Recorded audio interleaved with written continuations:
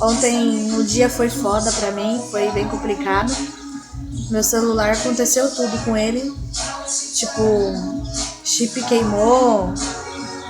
Consegui estuprar o coitado do meu celular, tipo, enfiando o pauzinho de cutucar a unha na entrada do chip. Coitado, arregaçou tudo. Aí vai eu levar no assistente. Quer dizer, toda semana eu tô indo lá, né? Deixa lá, arruma mais um tequinho. Aí vai lá, arruma mais outro tequinho.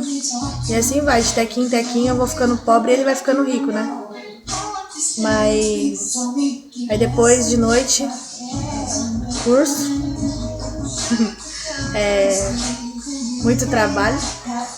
O pessoal lá tá inspirado.